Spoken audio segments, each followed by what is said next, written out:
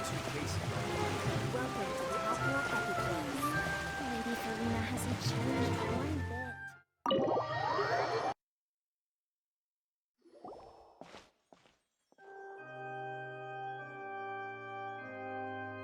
Ah, Traveler and Paimon. Good to see you.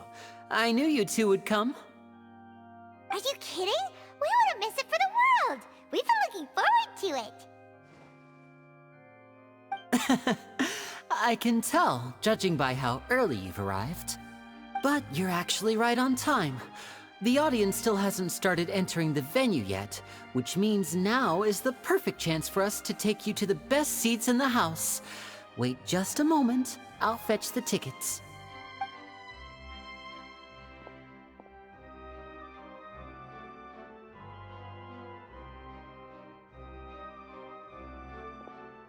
The Opera House has assigned seating, so you always have to make reservations. I've already reserved your seats, and here are your tickets. Ooh, front row seats! Thanks, Linny! Don't mention it. There's no need to keep thanking me. Hey, Lenny! Could you come over here and take a look at this? Oh, I'll be right there. Seems there's an issue with the stage props over there. That's Cal, my assistant, calling me. I'll go lend him a hand. Yeah, we'll just go to our seats. You go ahead, Linny.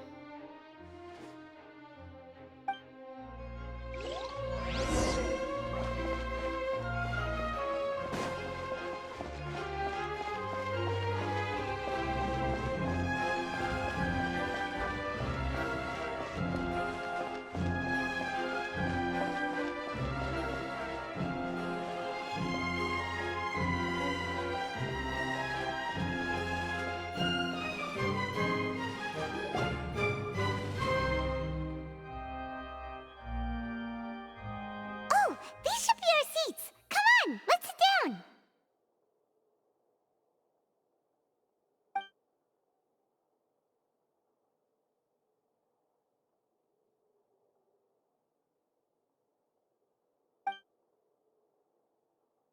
Uh... Uh...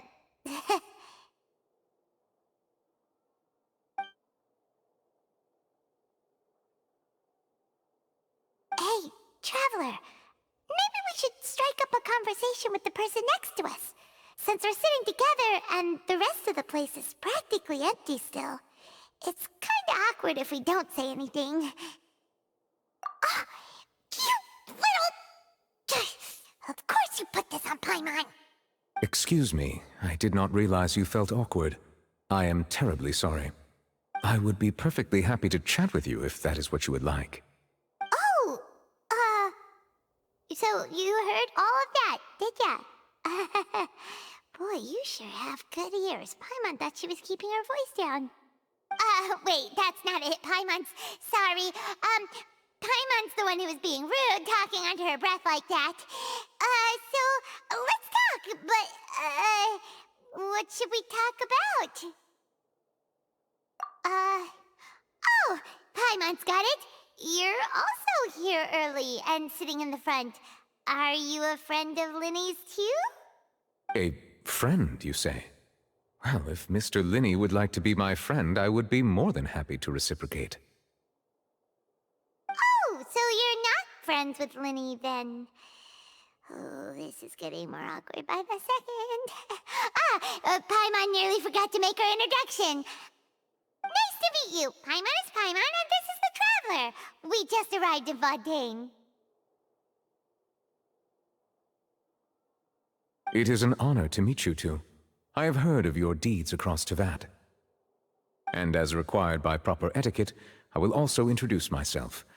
I am... Oh, Monsieur Nervillet! What an honor it is to have you here to see my show! Ah, Mr. Linny. I should say it is in fact an honor for me to see your performance in person. Wait, Nervillet? Could he be... I saw you all chatting just now, but it seems you still don't know who Monsieur Nervillet is. Allow me to introduce you to Fontaine's Chief Justice. That seat is always reserved for him. It wouldn't be too much to say that he's the symbol of justice and honesty here in Fontaine. Ooh, sorry for being so rude just now. Paimon had no idea you were such an important person. No offense taken. Being Chief Justice is merely what I do for work. Nearly every person has their usual reserved seat, so I'm not so special, really. And by the way, I should probably let you know, even though I would prefer not to. There's someone sitting up there in the VIP seats that has been striking a pose for quite a while now. I believe she is trying to give you a most elegant and impressive first impression. So I think you should take notice of her sooner rather than later, otherwise she may become flustered.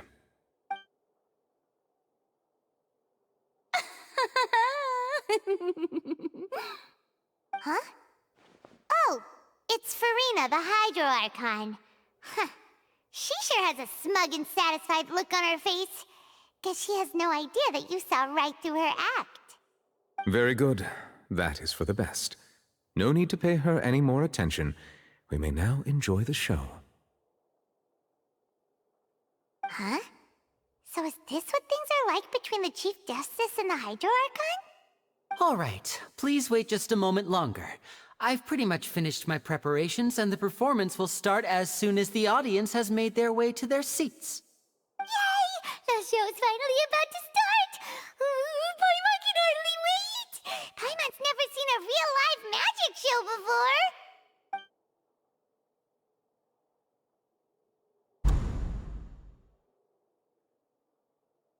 Ooh! They're dimming the lights! The show must be starting!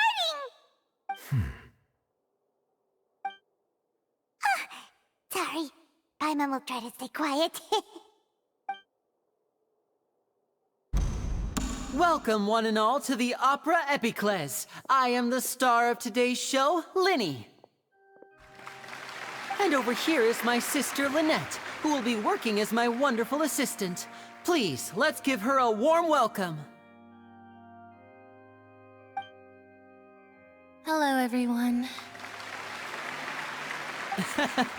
I know she may seem to be a little sleepy right now, but that's just a sign that she's nervous. Whatever.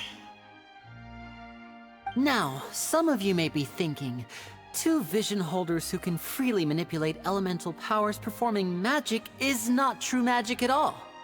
So, I would like to take a moment to assure you that elemental powers will have nothing to do with what you will witness on the stage today.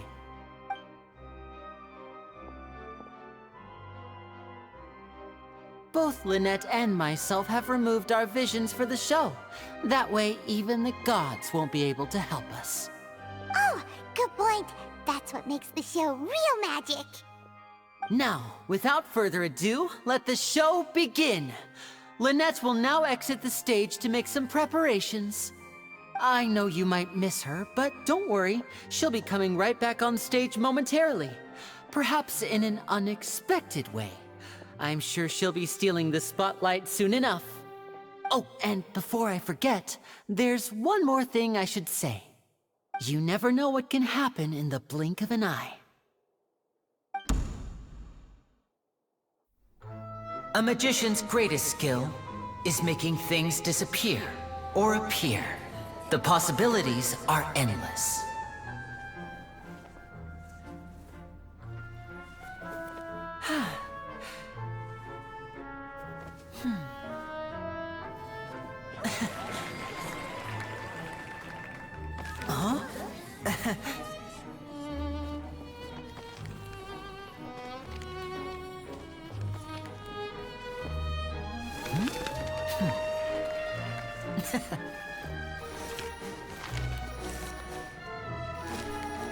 But this isn't what you came for.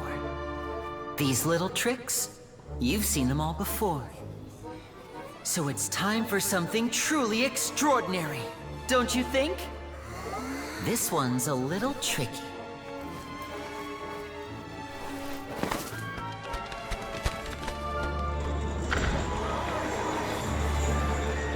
Using this water tank, I shall make my sister vanish completely. right before your very eyes.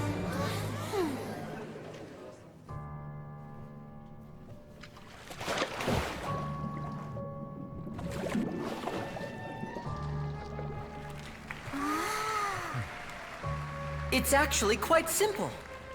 She'll just turn into air bubbles and float right out of the top.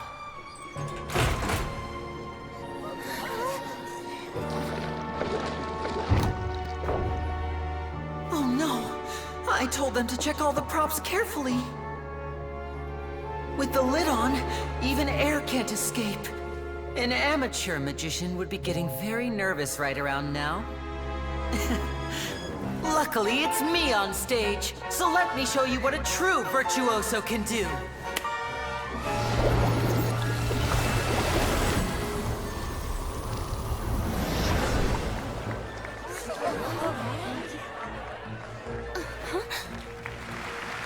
Lynette, are you still there?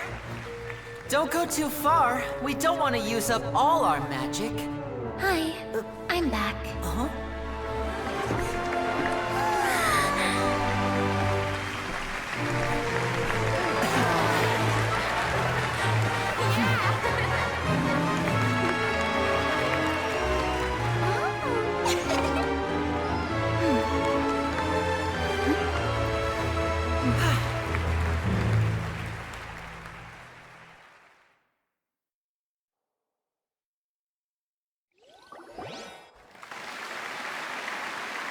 Whoa!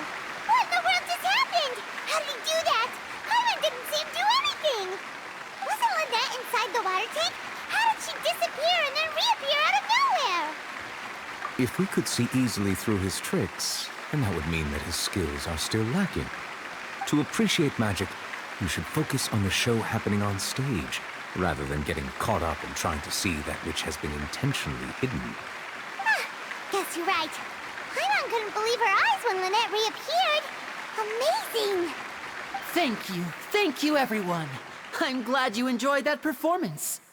But our magical journey has only just begun. I've prepared even more astonishing surprises for everyone here. The magic of transformation and disappearance can go far beyond what you've just seen. I'm sure many of you are thinking that escaping the water tank was impressive enough, but Lynette is still my assistant after all. In which case, I have ample time to make all necessary preparations. So, for my next trick, I will require the participation of one lucky audience member. Please, if my assistants could bring out the magical boxes now. There are 2 boxes, and only 2 boxes. One is here, and one is there in the aisle among the audience. I'm sure many of our clever audience members have already guessed our next magic trick. A swap! Our lucky audience member and I will each enter a magic box. After 1 minute, we will each emerge from the opposite box. Now please, everyone pay very close attention to the box you see here. Don't give me any chance to make a move. Wow! How's he gonna do this? Hey, do you think this is all magic tricks, or does Lenny have actual superpowers? The lucky audience member will be generated by this random number selector. It selects numbers entirely at random. Even I don't know who will be chosen to participate. Now then, let's begin. Let me see. Oh, row 7, seat 3. Congratulations! You now have the chance to experience magic firsthand for an entire minute. Please, come forward. My assistant will take you beside the magic box. I'm sorry, it might be a little cramped inside, but no need to feel nervous. We've carefully arranged everything for you to be as comfortable as possible. You don't need to do anything, but no matter what strange things may happen, don't come out of the box. If the magic is interrupted, who knows where you might end up? You might even find yourself in the Fortress of Meripede. Oh, okay. All right. Before I enter the magic box, there is one more thing I need to ask the audience to do. Could you all give me a countdown? Like this. 60, 59, 58. Just keep counting down. You can go a little faster or slower if you like. I won't be able to see anything in the pitch black box, so I'll be relying on your voices to know when time is up. Oh, and no tricks now. If you quickly count from 60 in just 30 seconds, then I'll be in a tough spot. Ooh! Paimon kinda wants to count faster after hearing him say that! No, that won't do. I can see it in your eyes. You still can't be trusted. Let's practice together. Come on, repeat after me. 60, 59, 58. 60, 59, 58! That's right, perfect. Keep it going. All right, I'll see you all on the other side once you've finished counting.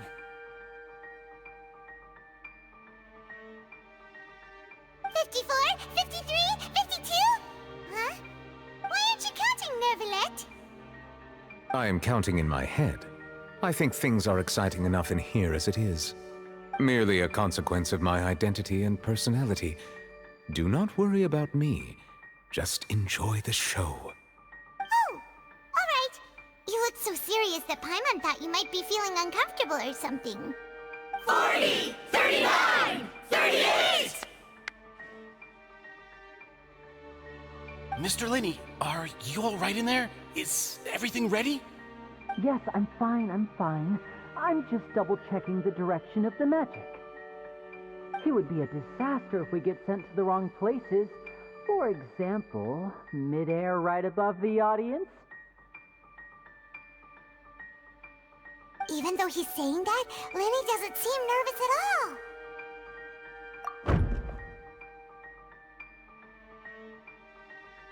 Ah! What was that noise? Did you hear it too? Not sure. Anyway, it doesn't seem like anyone's worried about it. 25, 24, 23! What's wrong, Mr. Linney? I can still hear you moving in there. I seem to have accidentally knocked over a decoration. I'm trying to fix it, but it's pitch black in here. I can't tell left from right. Never mind the decorations. There's no time for that. The show is what's important. No, that's unacceptable. I want my show to be perfect. Don't worry, we still have 20 seconds. Hear them counting? 19, 18, 17! It seems things aren't quite going as planned. I apologize, everyone. It feels like you're all starting to count faster, but that's all right.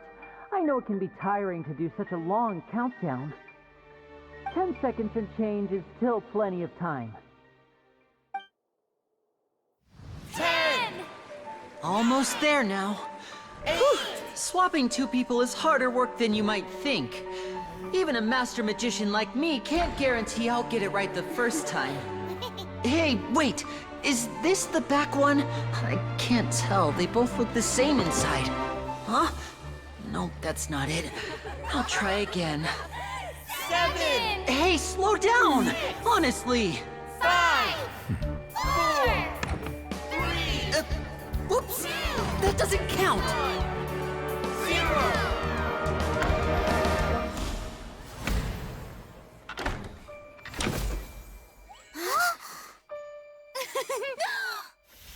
Ta-da!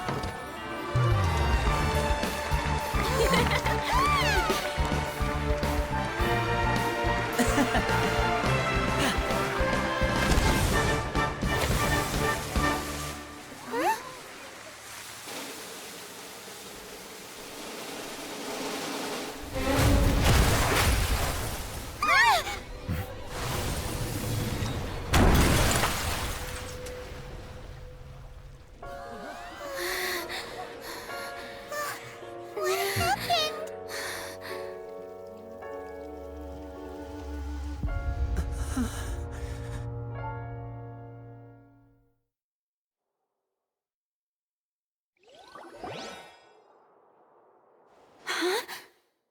Is this part of Mr. Lenny, you're going to use magic to fix the stage now, right?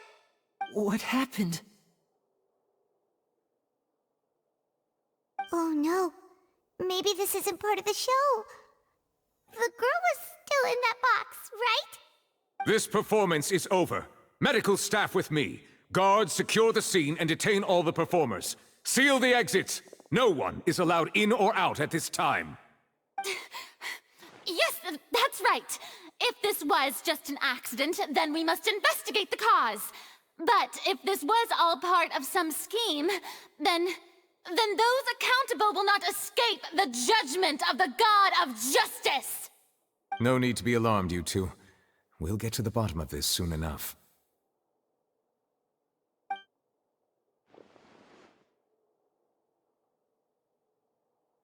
Unfortunately, the person who is in the magic box has been pronounced dead. His name was Cowell, one of the assistants in Linny's magic troupe. Apparently, the fireworks on stage ignited the ropes that were suspending the water tank, which then caused the tank to fall onto the stage. As of now, we are still not sure why we found Cowell in the box, rather than the guest from the audience. And after an initial search of the area, the guards have confirmed that the girl is nowhere to be found. It appears that this incident was not merely some mishap with the performance. And there are many indications that it is connected with the case of the serial disappearances of young women. The serial disappearances case? That's the case that Charlotte mentioned before! I know the truth. I can see through the whole thing. Really, using such a shallow and obvious mystery as his finale. Did he really underestimate us that badly?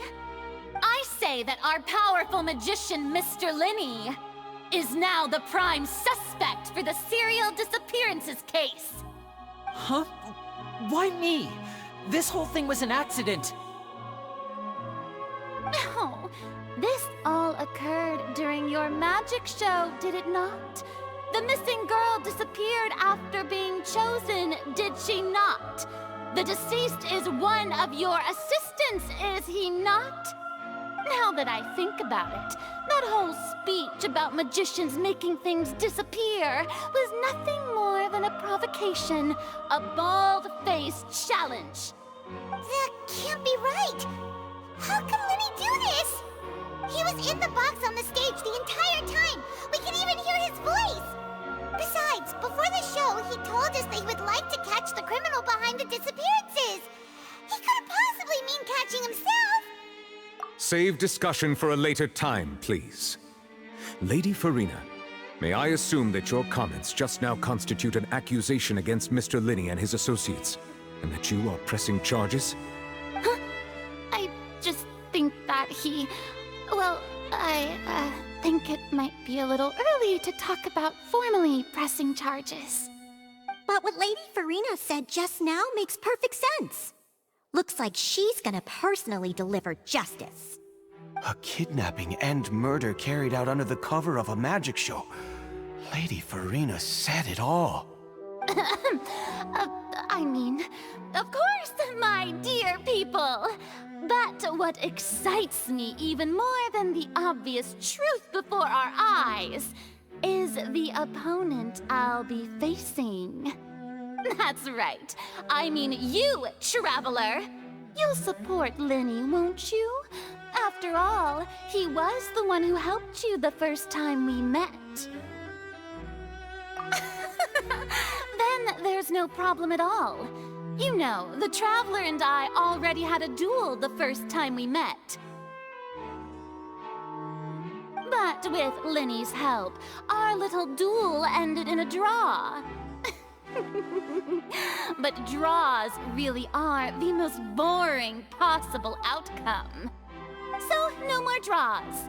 Between the two of us, there must be a clear winner and loser. And what better place to hold such a riveting showdown and decide the true victor than here, on the grandest of stages, the Opera Epiclese. Huh? It wasn't a draw.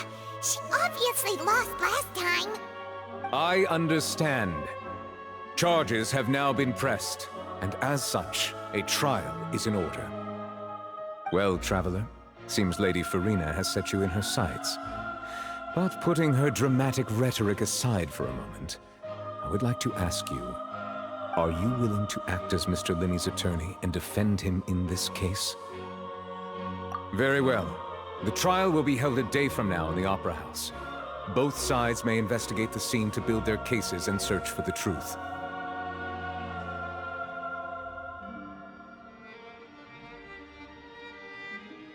Linney and his troupe are all potential suspects, and shall remain within the Opera House. The audience may begin to leave in an orderly fashion once they have been cleared by the guards. A day isn't that long. Let's see what kind of case this big-shot outlander can build in such a short amount of time. I'm really quite looking forward to hearing it.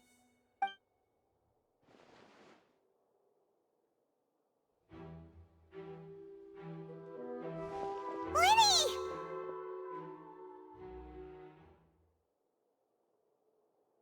Sorry about everything that happened just now. Were you frightened? Of course! Who wouldn't be scared after witnessing an accident like that? Yeah, I'm a little shaken up myself. How could this happen? And poor Cal. I know you already claimed that you would defend me, but now it's just us talking. Tell me, do you think I could possibly be the murderer? Good to hear. Thank you so much for trusting me. I'm sure everyone sees me as the biggest suspect at this point.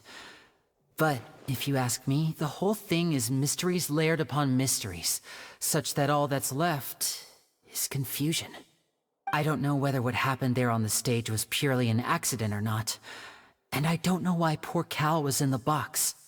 As for how that girl chosen from the audience could suddenly disappear, I'm afraid I don't have any answers either. If someone tampered with my performance, then we need to figure out what they did. Even a skilled and knowledgeable magician like myself couldn't pull all that off in just 1 minute. Which is precisely why we need to investigate! As this book says, the impossible could not have happened. Whatever happened must have been that which is possible. Paimon bought them when we were reading at the bookshop in the city earlier. Pretty cool, huh? Don't worry, Paimon used her own savings to buy them. It wasn't from our travel funds. I think they look cute on you, Paimon. You have good taste, Lynette! That's the right attitude. Feeling depressed isn't going to help me now. I need to get back to my normal self. But with the guards watching our every move, it's going to be especially difficult for Lynette and I to prove our own innocence. Good thing you agreed to be our attorneys. Thanks for that. We'll be counting on you. Yes, thank you so much. Yeah, just leave it to us. Oh, since we're going to start investigating, Paimon has a question first. Where did Lynette go during the performance? Ah, well, I'm afraid that would involve some of our essential trade secrets as magicians. The secrets behind our magic are past saving, Lenny. I suppose you're right. The truth behind our tricks is going to be important evidence that will be weighted during the trial. 'Tis truly a pity. As a magician, our magic show is a work of art. We've poured countless hours and spared no effort in perfecting it. But if revealing our secrets will help you uncover the truth behind what happened, then it will be well worth it. We should go somewhere else if we're going to discuss our magic tricks. We'll go speak with the guards, and in the meantime, you can go investigate the stage and the seating areas. Alright, let's go have a look while the investigation teams are still here. Detective Paimon is on the case!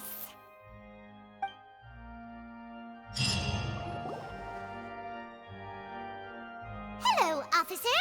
How's the investigation going? I see. You must be the traveler that Lady Farina mentioned. Listen, I'll be perfectly honest with you. I'd avoid getting mixed up in this whirlpool of a mess if I were you. Huh? What do you mean? Come with me and you'll see. The deceased is one of Linny's assistants, named Cal. Even though he hadn't joined the troupe long, he was hardworking and everyone generally liked him. The assistants are usually in charge of setting up and inspecting the props, as well as assisting with the show and keeping the crowd engaged. As you probably saw when you were in the audience, the water tank suddenly fell and smashed the box with Cowl inside it. This is the real mystery. We've already searched the scene and were unable to find any traces of the girl. However, if you look carefully, the box was positioned directly under the water tank. The ropes holding the tank were then burned by the pyrotechnics on stage, causing them to snap. All these factors lining up so perfectly makes it hard to see this as a mere accident. If anything, the more logical explanation is that the whole incident was intentionally planned, and Linny is the most likely person to have access to all these areas. But he doesn't have a motive! Are you both good friends of his? Well, you can't say we're good friends, but we've known each other for a little while. So in just a short time, he was not only able to win your trust, but even convince you to act as his attorneys. I know there's no such thing as magic. The real trick of a magician is holding the audience in the palm of their hand. I've seen a lot of cases, and I can tell you that people are the least reliable kind of evidence. Sorry, I tend to be pretty straightforward. Just know that I'm warning you for your own good. Anyway, you may investigate the scene of the crime yourselves if you're curious. Who knows, maybe you'll be able to come up with some new evidence.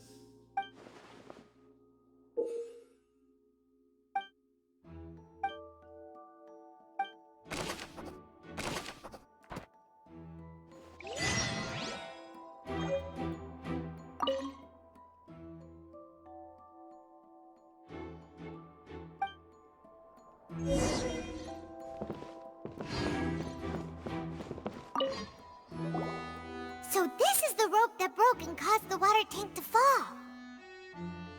The rope looks pretty durable. How can it be burned through so quickly by fireworks? Why are you suddenly so serious, Traveler?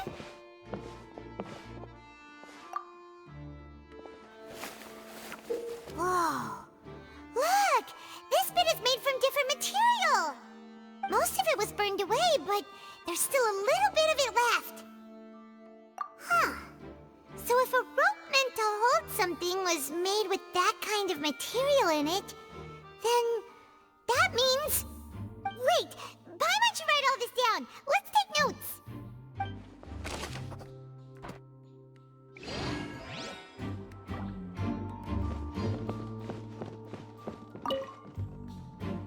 Go ahead, have a look around. In the end, we're both after the truth.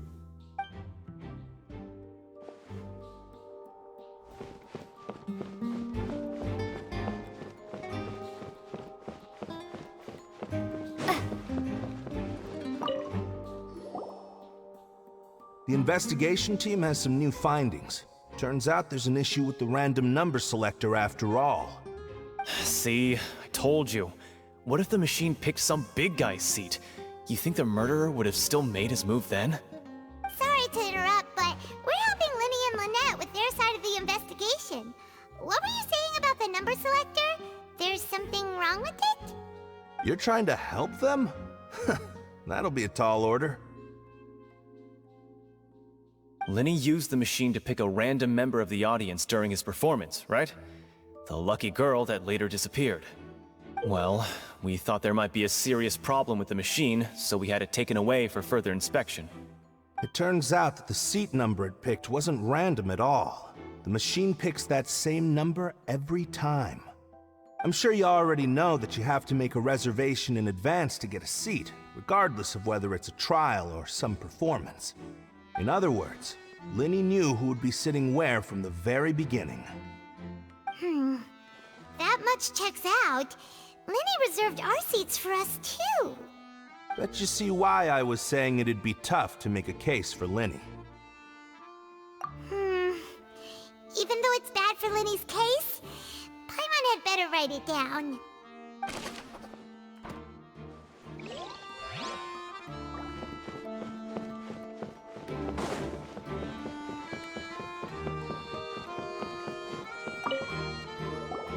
Hello there. What are you investigating? Oh, this location has also been cordoned off because the Magic Troop members are currently considered prime suspects. The investigation team is still collecting evidence. The seats were all booked in advance, so we were able to deduce the missing woman's identity by checking the guest list. Sure, it's not like this is confidential information. We will publish it later anyway when we petition the public to help us find the missing person. Her name is Halsey. She's a painter from Fontaine who's made a bit of a name for herself. Apparently, she wasn't a regular at the Opera House, but she'd been feeling some pressure with her work lately, which made her decide to come see the magic show. The Magic Troop members all claim not to know her. We have looked into her social connections. It seems that she has no personal grievances or conflicts of interest with the suspects. Simply put, she wasn't related to the Magic Troop at all, which matches the features of the previous serial disappearances. Were the victims of previous cases also chosen at random? That's how it seems to us, in any case. Apart from the fact that they were all young women of around the same age range, there really weren't any other connections between them. Okay then. No need to be so formal. If you do happen to see the missing girl, please be sure to contact us. It is of utmost importance that we get to the bottom of these disappearances.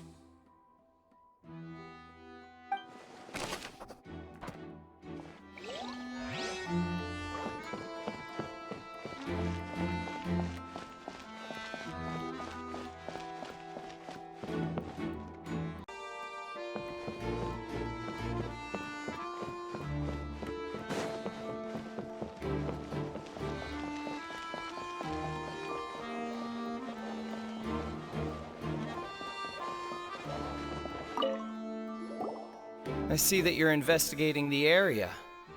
Well, it just so happens that I'm interested too. If you find any new and interesting leads, be sure to share them with me, alright? We don't have too many thoughts yet.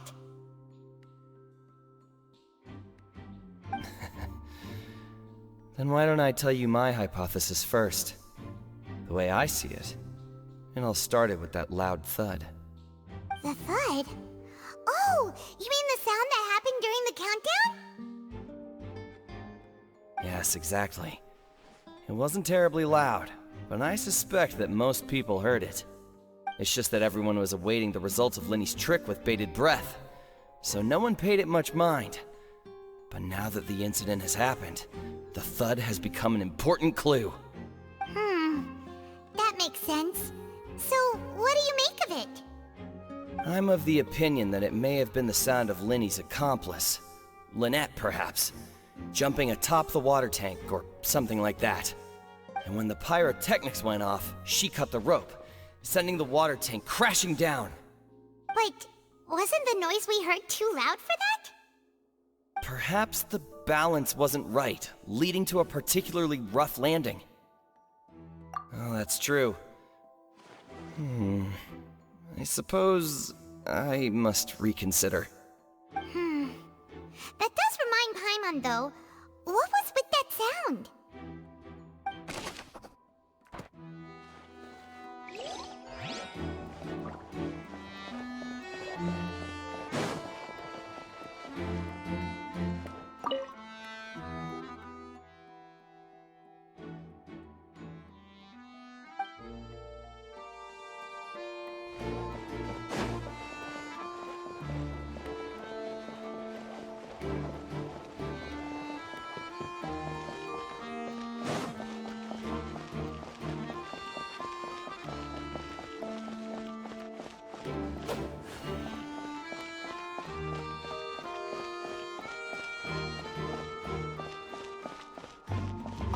Linny's still talking to the guards.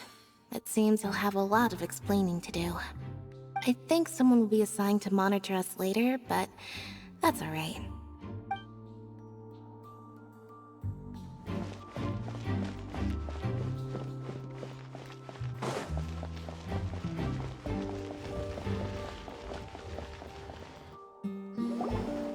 Hey, you! Yes, both of you! Over here! I've been keeping an eye on you for a while now. Huh? You mean us? That's right. If I'm not mistaken, you're also among those who wish to cut down the thorns and pursue the truth. No? And by the looks of it, you're not from Fontaine. Well, you're right on the more about that one, but who are you?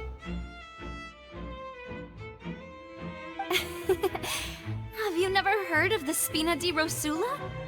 From mediating disputes and providing protection to solving conundrums, you name it, Spina di Rosula does it. And I, Navia, have the honor of being its renowned president. Though those who play by our rules call me boss. I'm Silver, her attendant. Pleased to meet you. And I'm Melus. Demoiselle's various daily needs and affairs are under my purview. Huh? Boss? Demoiselle? What gives with the names? Well, I am the second generation president. Melus and the others are still used to my previous title. My apologies, Demoiselle. Should you prefer, boss, I will endeavor to use that instead. No, no need. You don't have to call me boss. Just Navia is fine. Okay, if you say so. Not that we're members of Spina di Rosula anyway. All merely trifling details. Never mind. Now, back to the situation at hand. That's right. I've always kept an eye on the serial disappearance cases. My interest stems from a matter back from my father's time. Judging from the look of things, I find Lyney an unlikely mastermind. Really? We think so too! That's why we're looking for clues now. But how did you come to that conclusion? Intuition, naturally. My unparalleled intuition. Farina sure was quick to point the finger at Lyney without any decisive evidence whatsoever, wasn't she? But that's not uncommon for her. If you remember, the Justice had to interrupt her and ask if she was pressing charges just to keep her from getting carried away. Anyway, a trial begins the moment someone levels charges. And, of course, there was no way Farina was going to back down in that situation. Sounds more like you just don't trust the Hydro Archon. Well, what's your opinion? I must admit that she can be interesting at times, but liking her doesn't mean that I'll blindly agree with her. All right, I've answered your question. Now, it's time you answer mine. Wait a minute, did that answer count? Well, I say it does. But don't worry, you won't hear any pointless questions from me. In your opinion, do you think it's right to treat a trial like it's an opera?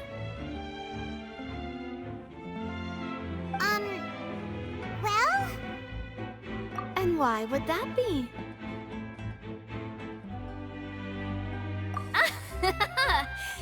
See, Silver and Melus? I told you they'd be different. Most astute of you, Demoiselle. I, too, think that the Traveler's response was most excellent. No matter how wonderful the script or how fervent the audience's expectations may be, the trials that go on stage here must be based in fact. And if that can be done, boss, then... All right, that's quite enough, Melus. Anyway, I like your answer. You passed with flying colors. Now, I need to make some preparations, following which our joint investigation shall commence. You two shall be my assistants. Wait! Since when did we become assistants? Oh, well, I can be the assistant, sure. Or your companion, if you like. I'm really not that fussy. That's more like it. Far be it from me to brag, but I believe that Demoiselle's intuition will be instrumental in uncovering the truth. You wish to save a friend from false accusations, and we wish to unravel the disappearances. In this sense, our goals are aligned. You have a point. Huh. You're quite the talker, aren't you, mister? And what about you over there? What do you think? You seem like you've got something on your mind. I have nothing to add. Oh, alrighty then. We'll be making some preparations first. Just be sure to let us know if they start revealing Lenny's tricks. Thanks!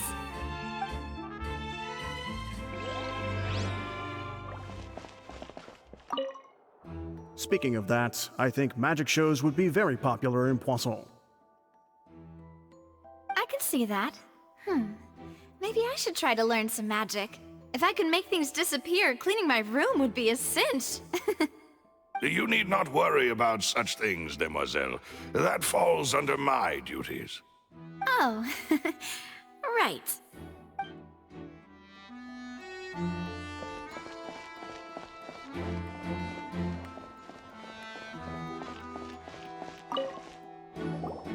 Sorry, but no one can freely enter or exit the Opera House at the moment. If you wish to leave, you must register your identity with us first. No, we're not leaving. We're representing Linny and Lynette as attorneys, so we're investigating the case. Were you always guarding this entrance? Yes, after the Chief Justice gave the order, everyone coming in or out must undergo a strict inspection. So, the missing girl couldn't have left from here, at least, not from that point on. I doubt there was much opportunity then, either. How can you be so sure, Well, because I was in charge of security near the entrance at that time. I couldn't see Linny's performance from here, which was quite a shame. Just my luck. But still, I did not abandon my post, and I stayed put no matter how loud the applause was. If someone had so much as even approached the door, I would have noticed it, let alone if they had tried to leave. We Melazines are good at that sort of thing, you know. So, it's safe to say the girl couldn't have left through here. Alright, thank you for your help. This will be useful info.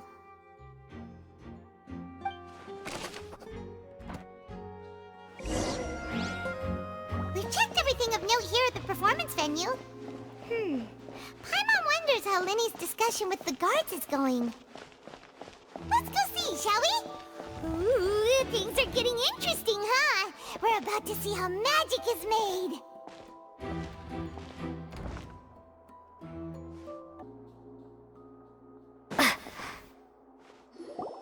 Understood. Then I will be going with you. Just so you're aware, I will be monitoring your actions and making notes as necessary. Very good. Thanks for being so agreeable. I'd pull a rose out of my hat as a gift for you if I could.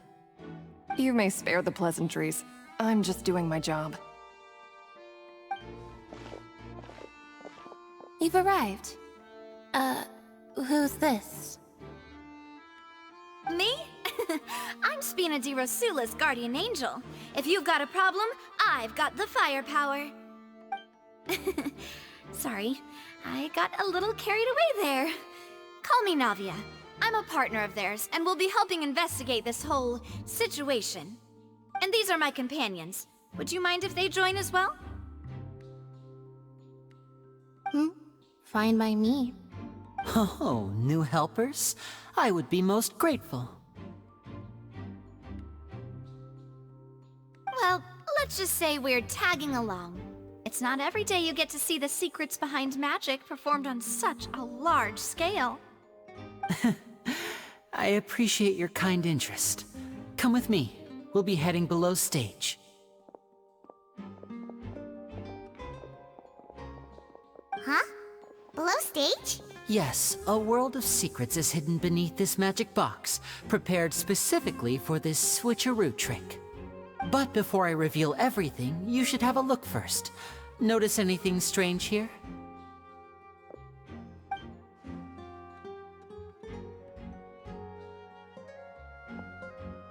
I'm not trying to be dramatic. Remembering the details of a trick will help you understand the methods used to perform it more easily. Huh. Weren't there balloons and other decorations here? Where did all that go? Ah, good eye. That said, you're still far from discovering the answer. The back? You mean the inside of the door? What's different about it? Paimon didn't notice anything. Very good indeed.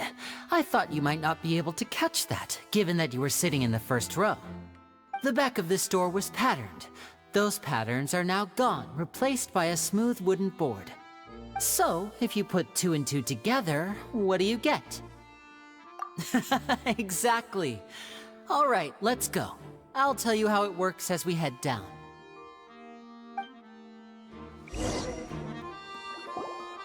Oh, so there was a passageway under the magic box! I knew you'd figure out most of it as soon as you saw this place.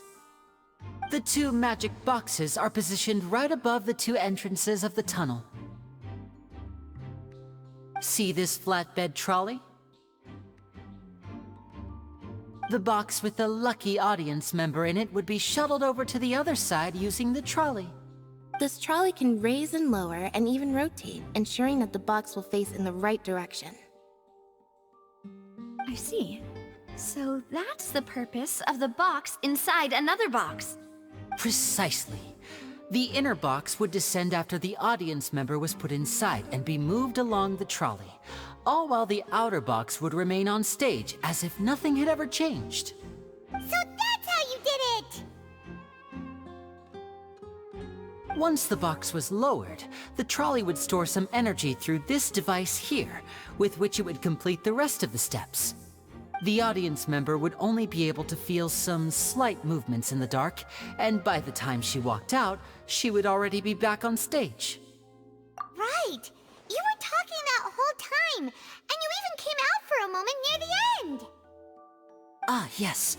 A phonograph operated by Lynette was used to achieve that effect.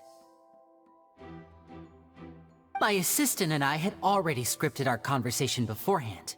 When the countdown began, I had already gone to the opposite box via a tunnel using that ladder. And what about Lynette? Where was she? I was in the mezzanine space in the back of the box. Oh, interesting! That's how we were able to coordinate Linny's lines with the assistant.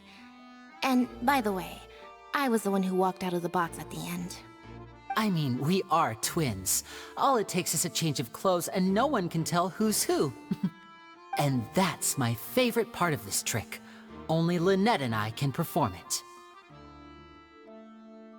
So that's how it all worked! Wow! Every detail you revealed was more amazing than the last! Lynette would briefly walk out of the box and then go back in, jumping into the tunnel and escaping before the box on the trolley could finish ascending. And then I walk out of the other box in the audience area, and the trick would be complete. The operative word here being would. But as you saw, Cal was in the box, not our audience member. She, on the other hand, mysteriously vanished. We really don't know how that happened. If not for that interlude, this would have been an astonishing trick. I probably never would have figured out how you pulled it off. And yet, to think that someone was able to use this magic trick to commit a crime. Could we have a look around? I think we can come up with some more leads. This is the scene of the crime, so Linny and Lynette are not permitted to stay here. I'll escort them back up. Yes, of course. No need to be so strict now. I won't disappear into thin air, you know. Thanks, everyone. We're counting on you.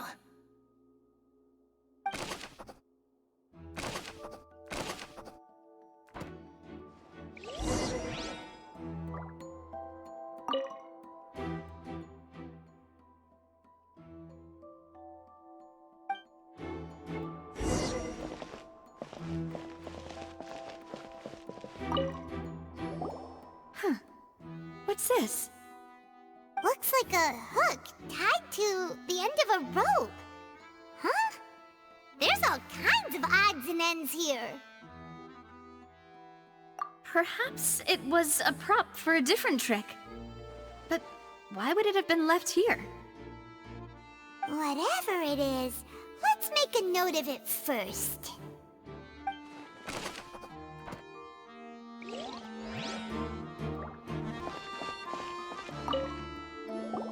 The floor is wet. Please be careful not to slip. Speaking of which, why would there be water here? Oh, Paimon knows! It's one of those tricks where you pour water into a jug and then flip the jug over only for the water to disappear? And here's a broken vase. Huh. Did the trolley knock it down while moving? That can't be. The trolley moves along tracks from start to finish. It couldn't have hit the vase at this distance. Let's note this down too and think about it later.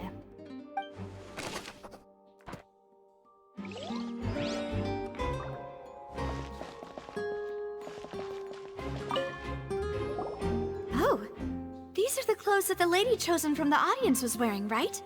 Her clothes are here, but she's nowhere to be found. Right. And do you really need to do that if you're kidnapping them? Ugh, this is so confusing. Paimon doesn't want to be a detective anymore.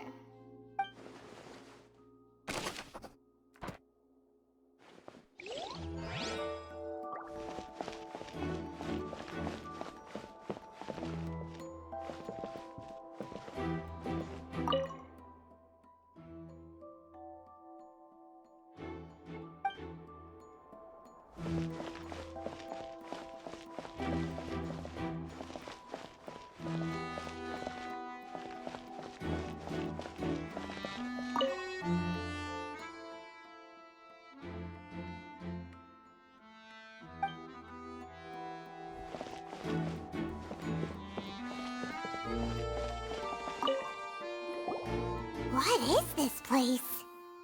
It seems someone could fit through here. Huh. Could this have been the suspect's escape route? Alone, perhaps. But if they had to pull another person with them, the space would be too narrow. But there are no other ways in or out of here. Oh, you're right! Let Paimon write that down.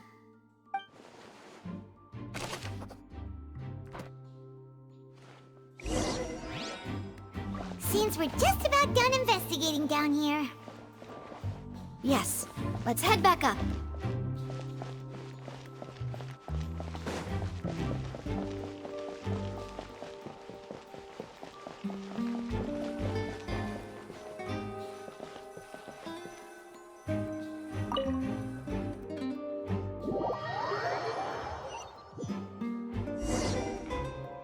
Well, we've ascertained the state of the crime scene. Let's find a place to sort out our findings once Malus returns. It seems to me that there are several things that don't add up here. Apologies for the wait, demoiselle. So, what did the guards say? Did the criminal escape through the vent? They believe the odds of that are very low, since the vent leads to the Opera House's basement. The guards have checked the area carefully. No one left through the basement during the performance or after the incident, and no one was found hiding there. So the tunnel's become like a secret chamber then! You know, like the kind you usually see in novels. The plot thickens. Halsey's disappearance and Cowell's death are both quite inexplicable. No wonder Farina was so confident in her accusation.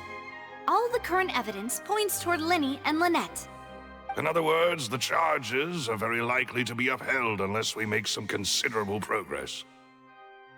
Charges and then trial. So if the charges are upheld, they'll announce a sentence? That's right. This is how a trial goes in the Opera House. During the proceedings, the Chief Justice and the Oratrice will hear statements from both sides. That's right. This is how indemnitium is produced. The statements from both sides, the defenses from attorneys, witness testimonies, and even the audience's emotions will all be projected on the oratrice. To put it simply, it's as if the oratrice has its own will, and is a judge in its own right. This also precludes any kind of favoritism on the part of the Chief Justice. And not that this has ever happened anyway. Once both sides have finished speaking, the Chief Justice will make his final decision. This, too, will be used by the oratrice as a reference. Then, finally, the oratrice will be consulted by officials. The result it returns is the will of justice itself. Huh? So that machine is the one that actually decides? Paimon thought Neverlet called the shots. In practice, there is very little difference. Both have always come to the same judgment, which is why people have great faith in the Chief Justice. Ah, yes, the guards also asked me to convey that none of us will be allowed to leave this place before the trial. Huh? Why? Because we've chosen to act as the twins' proxies. That makes us persons related to the case. They're concerned that we might be colluding with outside parties, or that we might find outside help to disrupt the case. And even if that were not so, it could prove problematic if we happen to spread key information about the case ahead of time. I'm ready to break out at any time. Whoa, whoa! There's no need for that! Paimon thinks they have a point. That said, are they providing food? Of course. I just hope you don't mind the lack of options. I'm afraid that catering to all tastes is not in the cards, nor is any guarantee of balanced nutrition. In that case, let's just sort out our findings together here. Pity. I was hoping to take you to try some of Fontaine's famous desserts, too. I mean, what better way to properly think through our findings than over some tea and sweets? Huh. Breaking out suddenly doesn't seem like such a bad idea after all. Just kidding! Just kidding! Paimon will still do her best, even if there are no snacks. Hmm? What do you mean, no snacks? Of course we'll have snacks. If we cannot buy some, then we'll simply make some. Huh? Here? But how? Understood, demoiselle. Everyone, please come with me.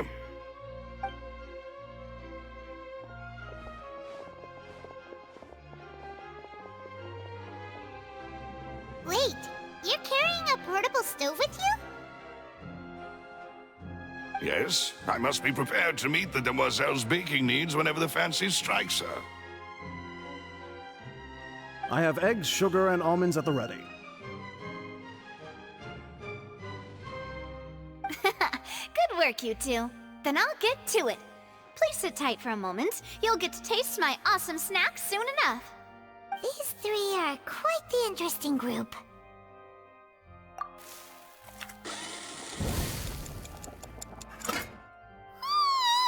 And Paimon thought it smelled good while it was still in the oven!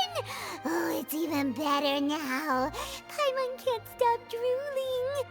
From the way you had these two guys carrying all that stuff around, Paimon thought you'd have them do more during the baking process. But you ended up doing the entire thing by yourself! Beating the egg whites, grinding almonds, everything! I was applauding. And I was giving encouraging smiles. Paimon was just thinking, aren't you worried about getting your fancy dress dirty beating egg whites and baking like this? Well, I don't think it's carved in stone anywhere that fancy ladies can only read books, sip tea, ride horses, and play the piano. I just really enjoy making snacks. Don't underestimate beating egg whites, by the way. It's a real arm workout. You also need to beat them to just the right consistency, or your macarons will crack. Anyway, give these a try, fresh out of the oven. There's 3 for each of us. Only 3? Well, eating too many sweet treats might send all that sugar to your head. You wouldn't be able to think clearly about the case on a sugar rush, would you? Tea is ready to be served as well. This is Demoiselle's favorite, strong black tea with a floral fragrance that clears the mind and lifts the spirit. No need for concern. I'm merely doing as I should.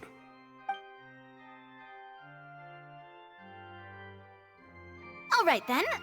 Down to business. As Paimon mentioned previously, the tunnel seems to be something of a secret chamber. However, we can assume that Linny and Lynette were not alone within it. Some criminal also occupied its sealed confines. The magician twins could have committed the crimes, of course, but they lack any logical motive. Exactly! Why would they do such a thing right when everyone was watching? The flower vase and the thud we heard during the performance could indicate some altercation between Halsey and the criminal in the tunnel, resulting in the shattering of the vase, the discarding of her clothes, and her abduction. Perhaps the criminal thought that since she was chosen from the crowd, she would be too easy to identify if she was still wearing the same clothes. Paimon thinks that makes sense, but the real trouble is... True. None of the clues we found thus far support the existence of this third person. But the only people left to consider are both technically victims, whether it's the missing girl, Halsey, or poor Cowl. Huh. Could Halsey have secretly made modifications to the magic props in order to murder Cowl before making her escape? That's right. And even if she had tampered with the setup, she would need to understand the entire trick to pull it off. Nor does she have any motive. The guards said that she has never had any dealings with the Magic Troop's members. Were we not thorough enough in our search? From the sound of things, this is turning into an impossible case. Your macarons are amazing though, Navia. They smell great! They're nice and crisp and super sweet!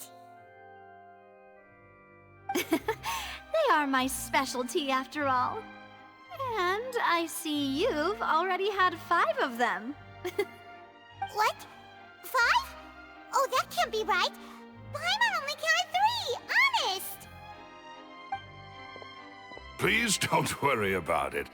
At my age, a few less sweets might actually be a good thing. No! Being greedy is one thing, but Paimon knows how to count. Besides, Paimon knows that if she ate too many, then others wouldn't have enough. Wait, even you don't believe Paimon? How could you? If Paimon ate those 2 extra macarons, then may they turn into stone in her stomach! All right, we get it. Well, I suppose one of us might have gotten too engrossed in our chat and eaten them by mistake. No big deal. Malus, set up the stove again if you would. Huh? What are you doing? Making sure everyone gets 3 macarons, of course. Exactly. We don't want to trouble you. As you wish, demoiselle. And I have the egg, sugar, and almonds. Well, this really is your hobby, huh?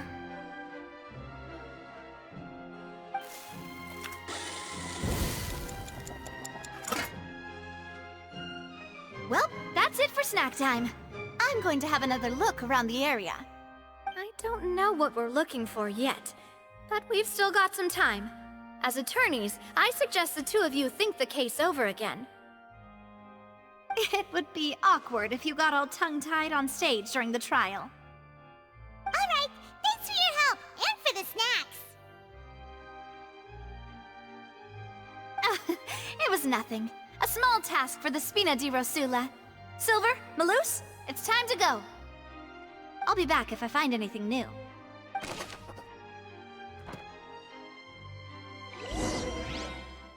Alright, it's time to put our heads together. We've got to get our defense ready for the trial. Oh, it's probably gonna be a long and difficult case. There's no point in worrying about that now. We just need to prepare. Here, take Paimon's notes. They should help you review the situation.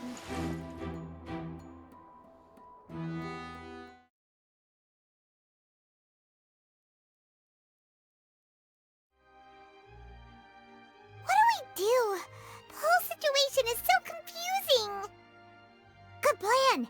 Impossible things don't just happen. We'll get to the truth one way or another. Just relax. Even if everyone else suspects Lenny and Lynette, at least we will be supporting them from the stands. Besides, I doubt Farina understands any more about what happened than we do. Thanks, Navia. Well, we'll be going then. Best of luck to you. Ah, finally, you're back. Well, how did your investigation go? To be honest, you might be disappointed. No. We're already very grateful that you were willing to help. Well now, don't you all look disappointed. Don't tell me that your investigation came up empty-handed. That was to be expected, of course. The guilty can never produce proof of their innocence. But don't let that stop you. I shall be terribly disappointed should you, my most anticipated foe, concede so easily. Since both parties are present, I declare that the trial regarding the magic show incident is now in session. Firstly, in order for the audience to understand the causes and results of the incident, could we please have Mr. Linney explain the trick? Yes, of course. I will explain while Lynette demonstrates on stage. All the necessary items have been prepared. Thank you, Mr. Linney. In that case, I take your statement to be that you ran to and remained hidden within the magic box in the audience stands once the trick began, and thus could not have committed the crime. Is this correct? Yes, that's correct, Your Honor. In that case, I call upon the prosecution. Lady Farina, do you wish to refute his statement in any way? Why, of course I do. Allow me to take the first shot and break this case wide open. Mr. Linney is clearly lying. There is no way you could have been in the box the whole time if you were to abduct Halsey and murder Cowell. In fact, I'd say you were hardly in that tunnel at all. That is simply your hypothesis based on the presumption that I'm guilty. Oh, is that so? And if I may ask, what did you hear while you were inside your box? The roaring countdown of the crowd, of course. That's how I kept track of the time and built anticipation for the finale. And you didn't hear anything else at all? Nothing that might leave an impression of any kind? No, nothing. I see. But when the count reached 30 seconds or so, there was a thud. One so loud that I believe practically everyone heard it. Huh? Hey, hang on. Something's not right here. Yeah, I'm sure he could have heard a noise that loud from inside the box. I was right by the box and I definitely heard the thud. Look at those scales. Could those mean... Well then, ladies and gentlemen, allow me to use the words of the magician himself. You never know what can happen in the blink of an eye. Indeed, it seems his alibi can also collapse in the blink of an eye. Of course, I have armed myself to do far more than smash your alibi. Confidence cannot go unfounded, and my foundations are rock solid. Tell me, aren't you and Lynette actually from the House of the Hearth? The House of the Hearth? No wonder they did something like this. So the serial disappearances were the Fatsui's doing. Now it all makes sense. I've got a feeling that what happened on stage probably wasn't just an accident. That's irrelevant. Our identities have nothing to do with what happened. Indeed. Then perhaps you could tell us everything that happened during that 1 minute. Your first priority is to prove yourself innocent after all. I'm sure there is little that needs to be kept secret now. Unless your script already has holes in it. The Outlander is speechless. My, oh my, don't they look flabbergasted? Now comes the infighting and discord, I suppose. This was almost too easy. Good thing I made all those preparations. Seems the all-nighter I pulled last night is really paying off. Hey, Linny! Why didn't you tell us this before? Order! Order! Mr. Linny, allow me to re-establish the facts. Lady Farina has raised 2 points. First, when the thud was heard in the Opera House, you were neither in the box nor the tunnel. Second, you and Ms. Lynette are both members of the House of the Hearth. Are these claims true? Please answer my question, Mr. Linny. I'm sorry. Yes, they're true, Your Honor. I knew it! Well, that's it. We might as well move on to the sentencing already. What should we do now? Granted. In that case, what is your request? Is that really necessary? They're already as good as guilty. The defendant deceived their own attorneys. What is there left to discuss? Order! Order, I say! Your request is reasonable, and we shall adjourn. This trial will reconvene in 1 hour. So you would stick to Mr. Linny's defense even after knowing what you do now? You certainly have more professionalism than I thought. In that case, my dear audience, let's allow the joy of victory to steep for a little while longer.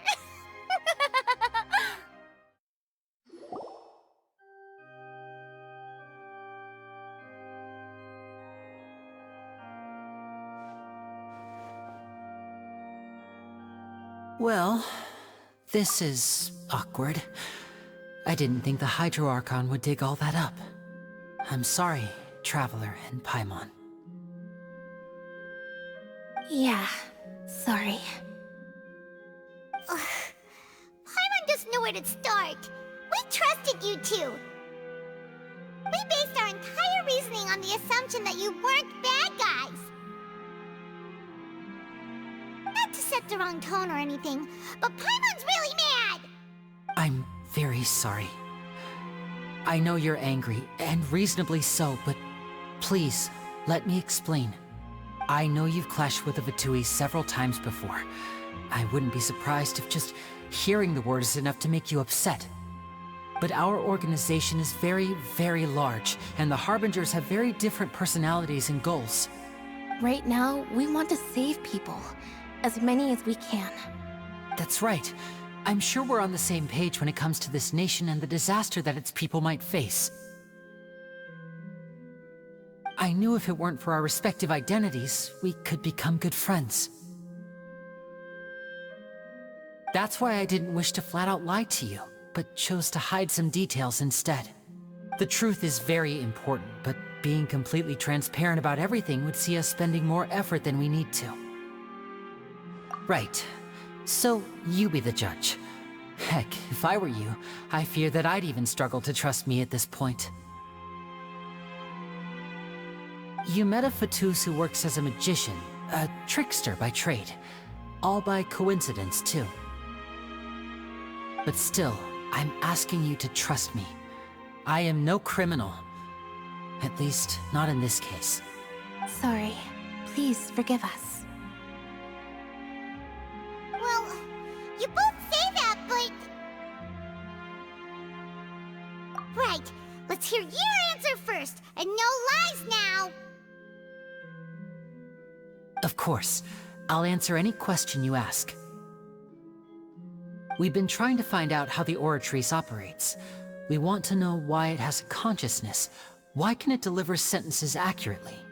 During our investigations, we learned that the machine's core is beneath it. From that moment on, Lynette and I have been designing this box swap trick, with the objective of getting close to the core. Is that why you needed a whole minute? That's right. In truth, the audience would take about 75 seconds to count down from 60, while I would only need 15 to get to the opposite box. So, after jumping into the tunnel, I accessed the Opera House basement via the vent, and went to investigate the room in which the core is stored. That air vent was created during the construction of the tunnel specifically to execute this step. Well, nothing. As soon as I reached that room and was about to investigate, I heard someone's voice. Which should have been impossible, of course. I was quite certain that I was the only one in the room. That voice seemed to recognize me and tried to speak to me. I chose to err on the side of caution and retreated the way I came. On the way back, I saw the broken vase and the clothes on the ground, but the countdown was almost finished, so there wasn't time to give it any thought. After that, the homicide occurred just as you saw.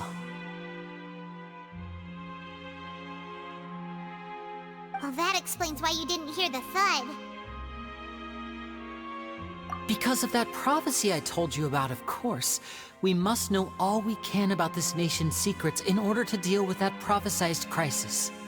That's the only way we can save everyone.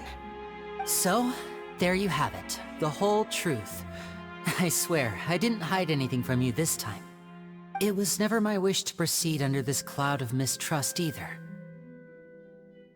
But like I said earlier, you can be the judge. If you want to leave because you don't trust the Fatui, there's nothing I can do to stop you. Well, Traveler, you decide. Paimon will follow your lead however you choose.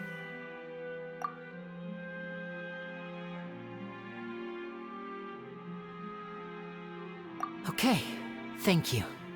Thanks for giving us a chance. The current problem is that the scales are tipped pretty badly against you two. If we want to refute the Hydro Archon's accusations, we're gonna need a seriously watertight defense. Huh? Oh, Paimon thinks she gets what you mean.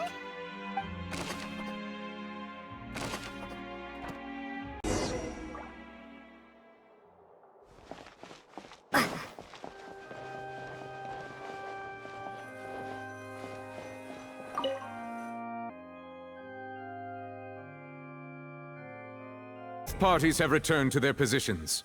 Let us continue the trial. When last we left off, Mr. Linney acknowledged the new evidence presented by Lady Farina as fact.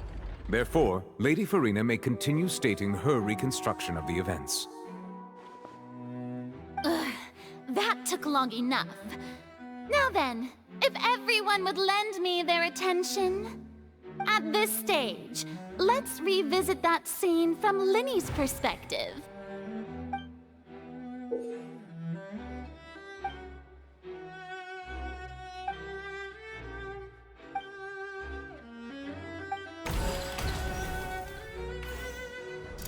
As the countdown began, he entered the tunnel.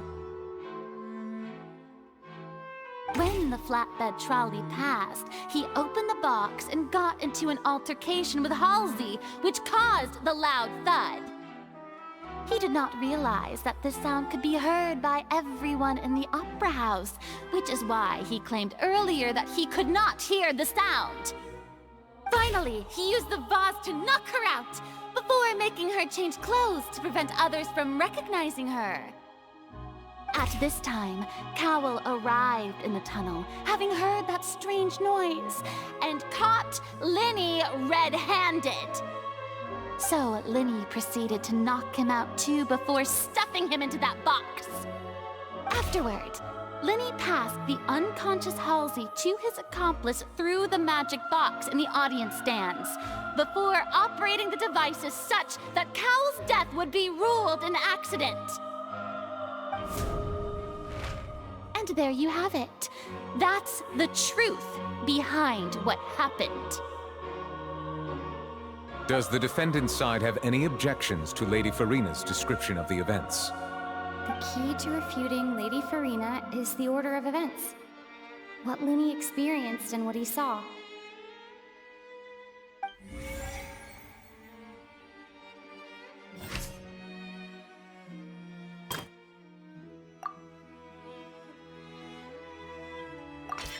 According to Linney, he left via the vent after entering the tunnel.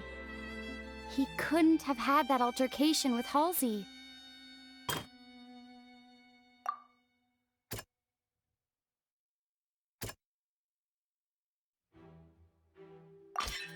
Lenny went to the room that contains the Oratrice's core. This is the actual truth.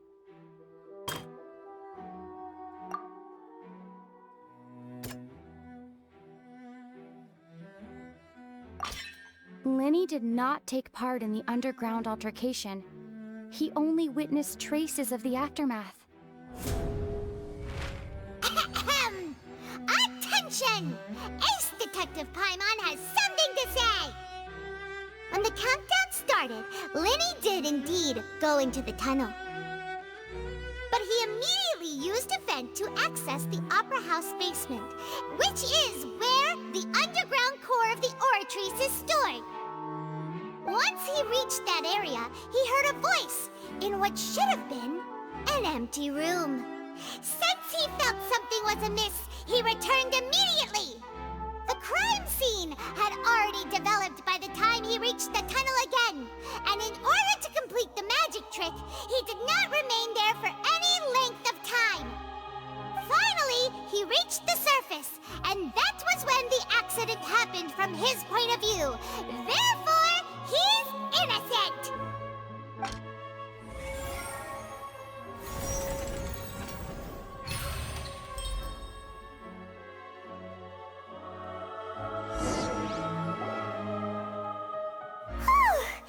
Paimon did it! Paimon actually managed to say all that! Wasn't it awesome? In other words, you believe that he knew nothing of the incident?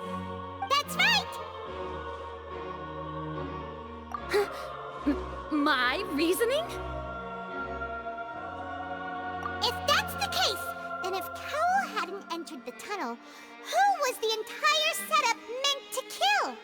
Assuming that what you say is true, Lenny only needed to kidnap the young girl to cause a new disappearance case. What would the point of killing someone on stage be? Oh, they have a point. That's right, you tell him! And that's why they're partners of mine.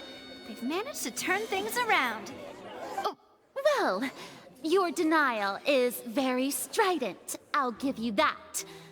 But what proof do you have to back your claims? Of course I do. If he had been in the magic box the whole time, how could he have not heard that sound? Why do you ask? You're saying that he wasn't?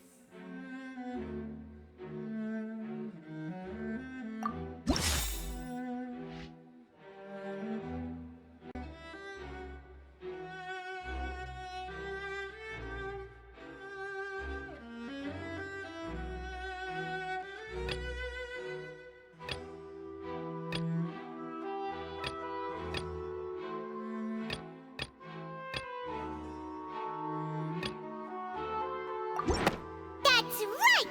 Lenny wasn't in the box or in the tunnel. That's why he didn't hear anything strange during the performance. This means that when the crime happened, Lenny had already entered the basement via the vent. The same clue you used to disprove his alibi has now become the best proof! How do you like that? Well played. To think you'd use such logic. Well then, if it wasn't Lenny who committed the crimes, then who was it?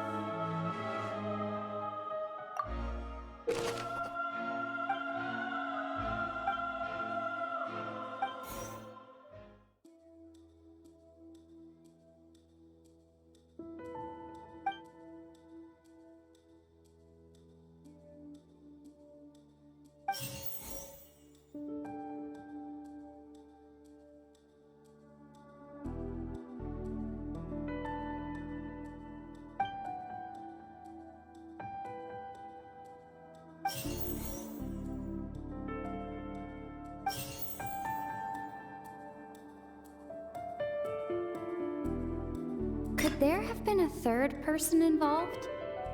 Is that really a possibility? The deceased's name is Cowell, Lenny's assistant. He would have been able to tamper with the equipment. Halsey is the missing person and an ordinary audience member. Or did she have her own scheme all along?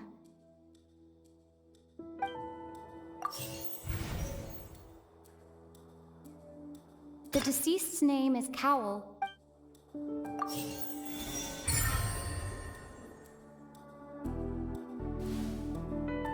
Huh? That can't be right. Are you serious? The killer was, in fact, Cowl, the deceased! Oh, is that so? How interesting! Let's hear your reasoning then. What I must do next is recreate the truth. What Cowl did, and how he went from would-be perpetrator to victim.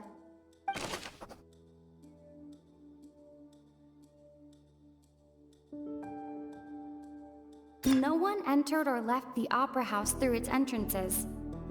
So, where would the criminal have wanted to take Halsey? It would have been tough for both people to fit into that vent. They would likely have bumped into Linny as well. Linny was not in the tunnel at that moment, which gave our criminal ample time.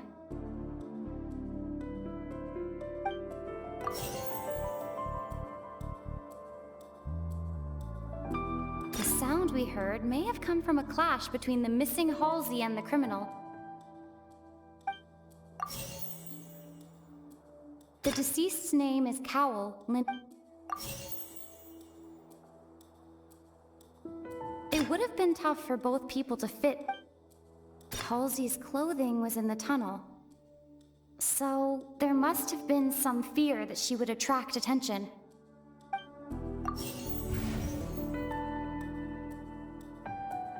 No one entered or left the opera. It would have been tough for both.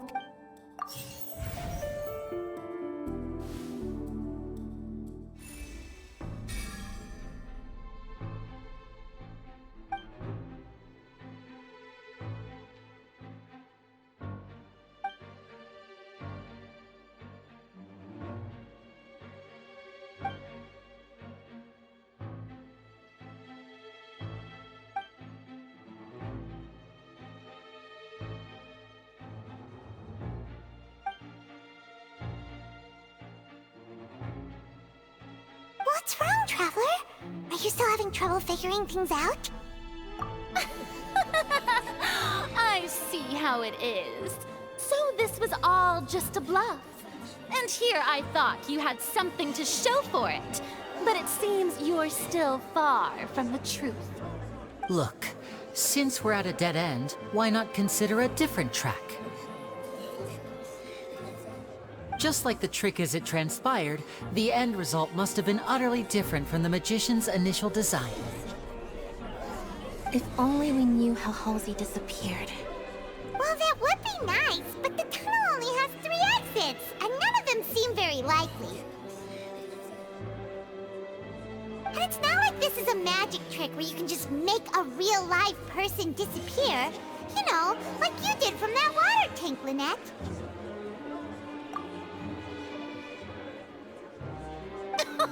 Excuse my interruption, dear opponents, but do you not see that the crowd is growing impatient?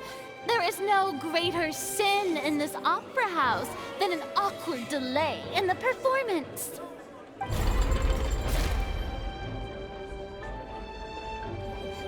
If the defense is unable to make further effective arguments, we will move on to the next stage of the trial. Lenny was not in the tunnel at that moment, which gave our criminal ample time. The sound we heard may have come from a clash between the deceased's name is Cowl, Lenny's Halsey's clothing was in the tunnel. The vase was not broken by chance. It was used to cover important evidence. The water.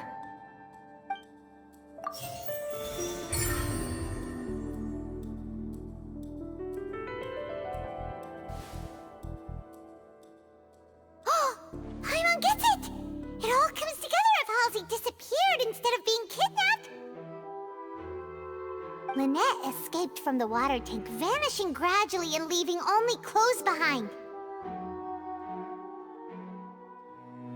If there's a similar method where a person could be transformed into water... Just a moment, please. I do hope you know how preposterous you sound at the moment. How could a person ever be transformed into water? This is reality we're talking about here, not some magic trick. Must we really? I should think that of anyone. Your friend Linny already knows this truth very well. Magic tricks are ultimately just illusions and misdirection. But Halsey's disappearance is very real. We're talking about two completely different things. Even so, I trust the Traveler's judgment. The truth must be out there somewhere. Perhaps some new line of reasoning may open if we try to gather all the focal points that don't make sense. Since Cal was the deceased, we haven't placed much attention on him. But given that we aren't making much progress with the case, it wouldn't hurt to have a look at his belongings, would it? People really do come up with all sorts of harebrained schemes when at the end of their rope.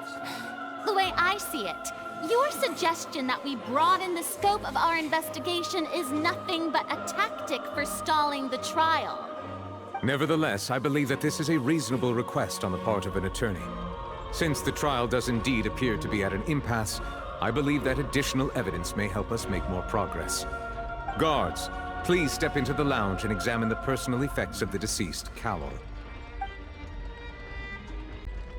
We are still examining the items, but we have already made critical progress that we feel must be shared with everyone post-haste. We discovered several test tubes of fluid within Cowell's baggage, each labeled separately. The notebook in his backpack claims that these fluids are... water from the Primordial Sea. The Primordial Sea? The note's contents also indicate that Cowell belonged to an organization that sells illegal drugs and that he had an accomplice.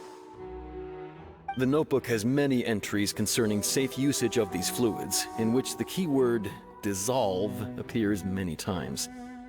One of these tubes was labeled Opera Epiclese, along with yesterday's date. It is empty.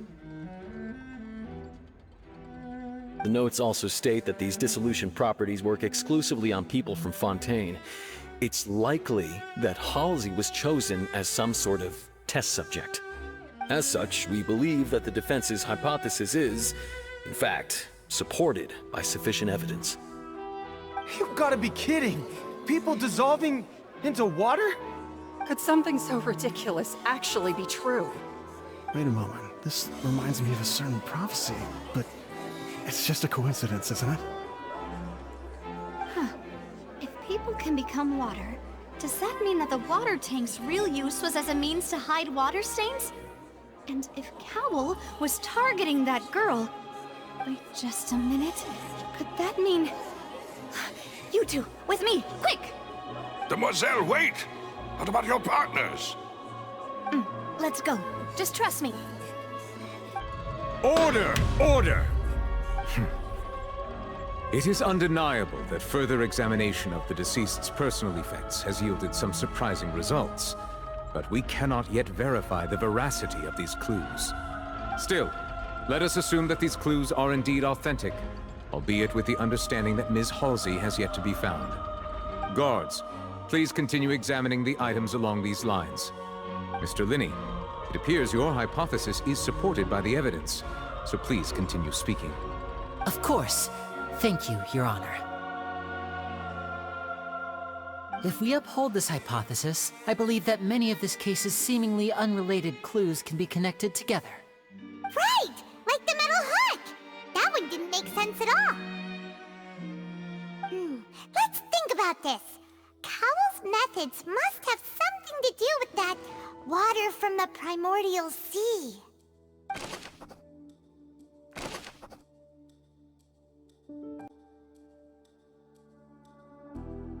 The water from the primordial sea should already have been prepped before Halsey entered the magic box. The deceased's name is Cowl. The water from the primordial sea...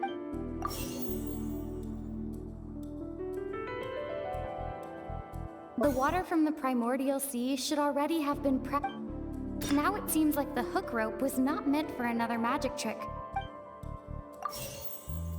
The water from the primordial...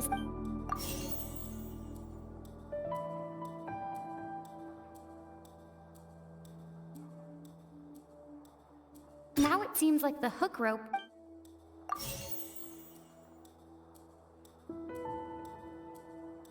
The rope that strung the water...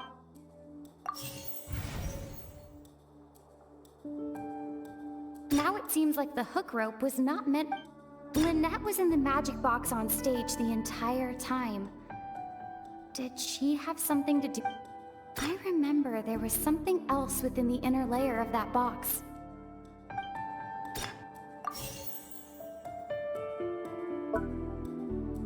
The rope that strung the water tank up would... I remember there was something else within the inner layer of that... Lynette was in the magic box on stage. The rope that strung the water tank up was lit by the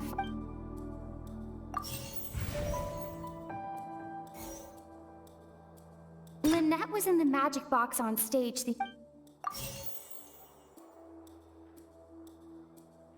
Lynette was in the magic box. I remember there was some... Now it seems like the hook...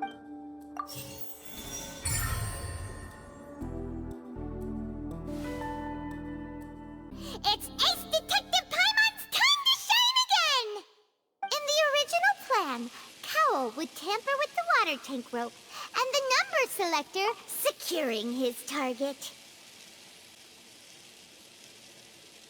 When the magic box containing Halsey was lowered, the metal hook would retract gradually and pierce the balloon at the top of the box. When the balloon attached to the box popped, the water from the primordial seed inside it would pour down and dissolve Halsey. Afterward, Cowl would enter the tunnel and break the flower vase to conceal the water inside the tunnel, with the remaining evidence being covered up by the water tank on stage. But he encountered something unexpected in the tunnel, and wound up being fatally hit by the same water tank he meant to use to cover his tracks. Huh. That does make sense. That actually links together a lot of the more confusing pieces of evidence.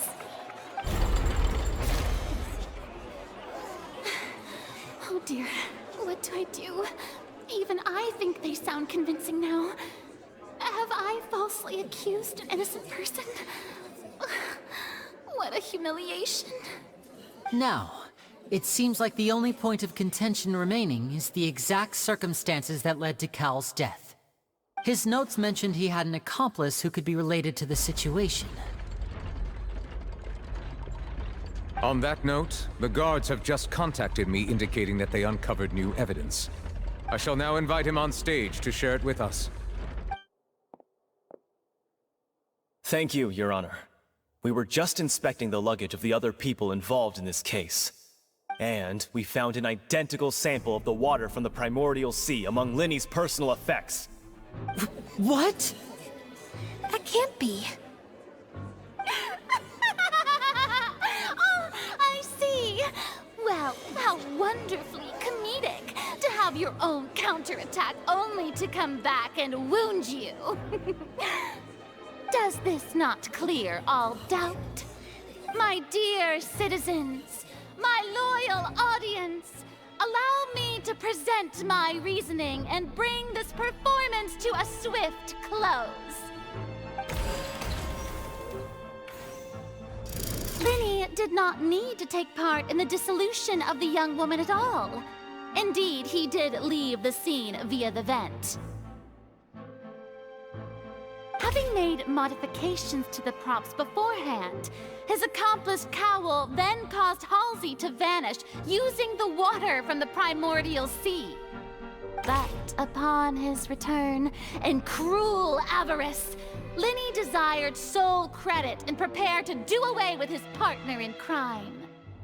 Ultimately, he knocked Cowell out, and the tool meant to cover the crime up also became a murder weapon. Now, as much as I regret having come to such a viciously straightforward conclusion, it does seem that the famed Fatui is quite the cold-blooded and ruthless organization. Am I right, Mr. Lenny? We've used up all the evidence we collected. There's no way for us to make a rebuttal here. Is this the end of the road?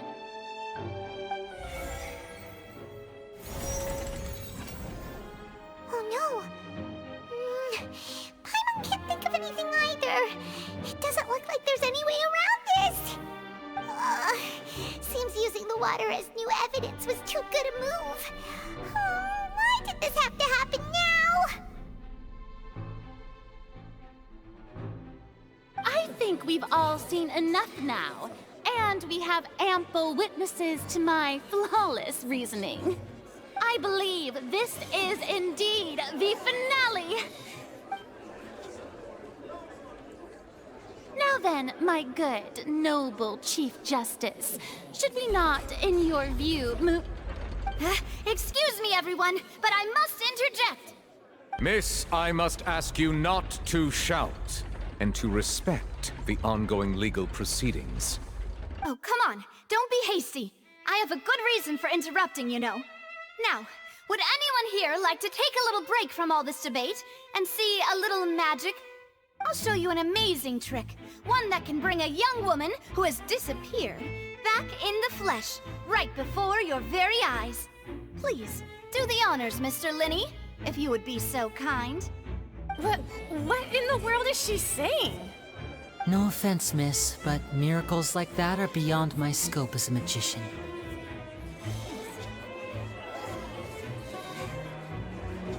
Come on now, don't be silly. Magic is all about misdirection, isn't it? It often conceals the truth while presenting a fascinating illusion. But once everyone believes the illusion, can't magic reveal the truth to them once again?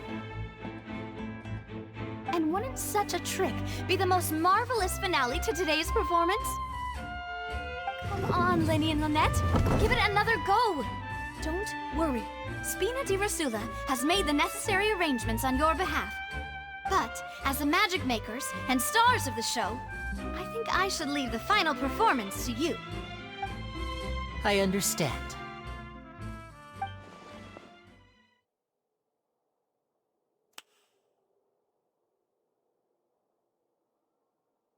And voila!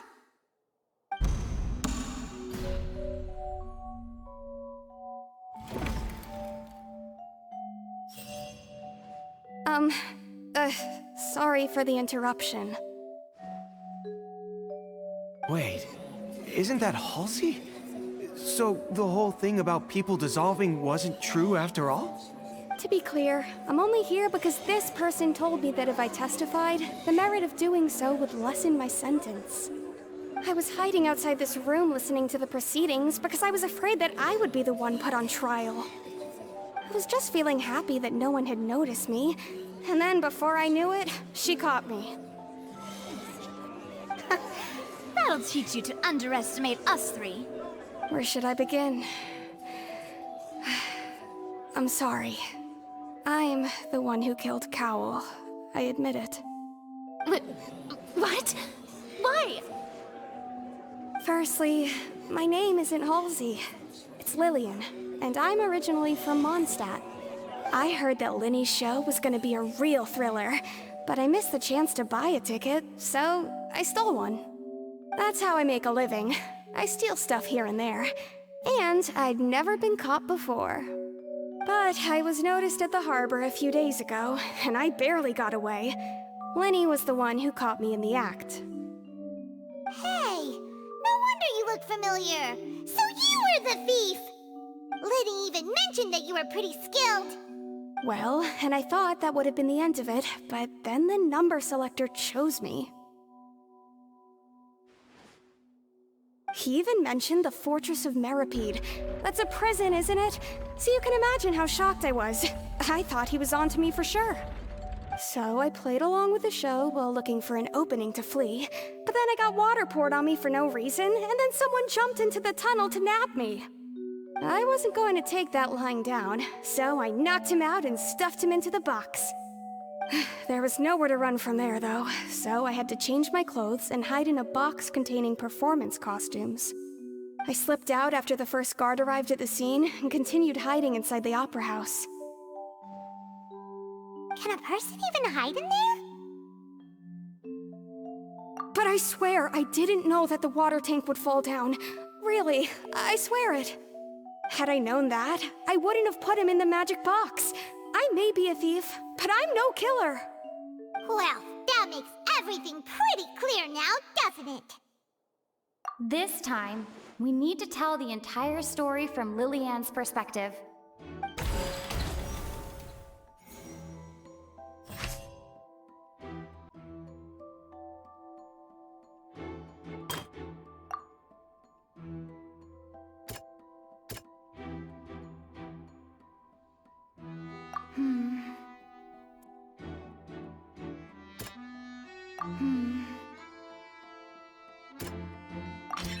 The strange sound wasn't from a fight.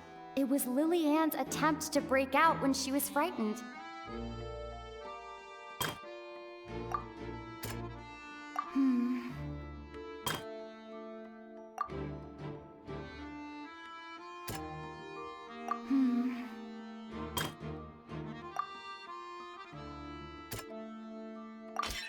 Lillian was afraid that she would be recognized if she left, so she changed clothes and hid, biding her time.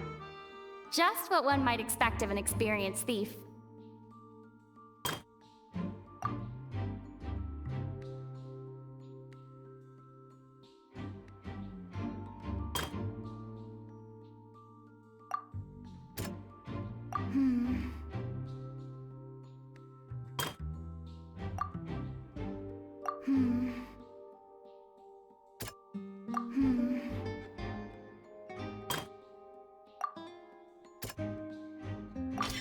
The flower vase was not broken to cover anything up, but was smashed during the struggle between Lillian and Cowell. And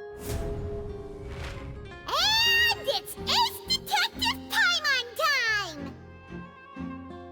Having been selected out of the blue, Lillian panicked. Her panic only intensified after she entered the tunnel and had water poured on her head. So she kicked the door open, producing the thud we all heard. Hearing the commotion, Cowell leapt into the tunnel, only to discover that Lillian had not dissolved. He did not know that Lillian was not from Fontaine, but was a thief who made her way in by stealing a ticket. Mistakenly believing that the water from the primordial sea needed time to take effect, he tried to force Lillian back into the box. The two broke the flower vase during the struggle, but Lillian came out on top, knocking Cowell out and putting him in the box. With no way of escaping, she changed her clothes and hid in the costume trunk until the performance ended.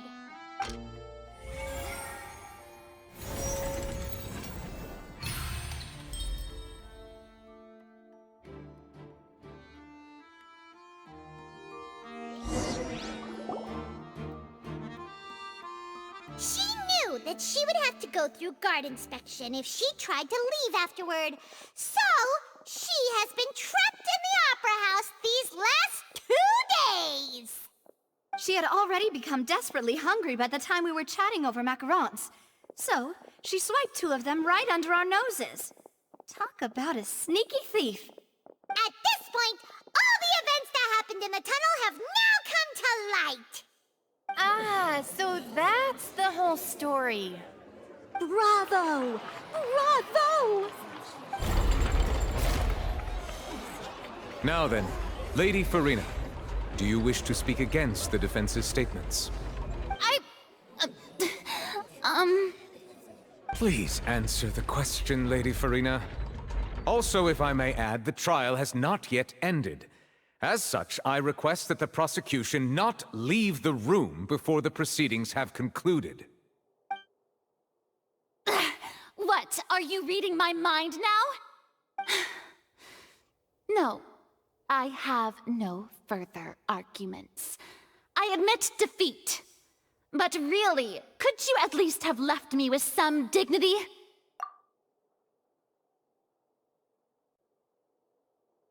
Wow, look at that! She's like a deflated balloon now! If there are no objections, then as the Chief Justice of Fontaine, I shall once again repeat the full sequence of events. The actual perpetrator of the serial disappearances, Cowell, selected his next victim from the audience reservation list. With some modifications to the selector, he could ensure that the pre-selected young woman would be chosen. To cover up any evidence while committing the deed, Cowell thought of allowing the water tank to fall, which would conceal the water left behind after the young woman was dissolved. He also tampered with the rope suspending the water tank, using the fireworks at the end of the performance to cause the tank to drop and hide the watermarks. He poured the water from the primordial sea into a balloon during the preparation of the magic box and stuck it to the box's lid. Finally, he passed the prepared hook on a rope through the gap in the magic box's door when bringing the young woman to said box. When the magic trick officially began, the box containing the woman was lowered into the tunnel, tightening the hook rope and bursting the balloon containing the water. If all had gone to plan, the young woman would be dissolved at this time. However, Lillian was not from Fontaine, and thus fled the box with a loud noise. Realizing that there was trouble, Cowell entered the tunnel and met Lillian. Thinking that the waters had not yet taken effect, he decided to proceed. However, his opponent was more capable than he thought, and he was overcome, knocked unconscious, and placed into the magic box, and thus became his own final victim. Lillian, according to her own statements, then changed clothes and hid until the performance ended, before hiding in other parts of the opera house. As for Linny, he was in the underground structures within the opera house, and was thus ignorant of these happenings. From this reconstruction of events, we can conclude that Linny, the accused, is in fact innocent. While there is much in Linny and Lillian's conduct that should still be investigated separately, this case, at least, can be handed over to the Oratrice to make the final decision.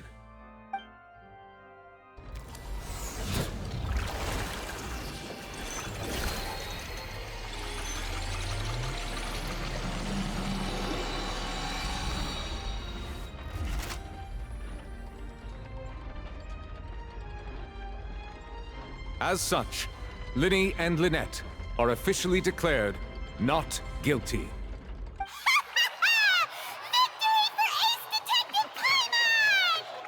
Great work, partners. Thank you all. Thank you so much. Next, I think we deserve an explanation, Guard Vaughn. How did you find the water from the primordial sea in Linny's baggage? Right! Your discovery caused me to make a serious mistake, you know. Or was that not a discovery, but false evidence that you dared to bring before this court? I suspect that the accomplice mentioned in Cowell's notes was not Linny, but you, yes?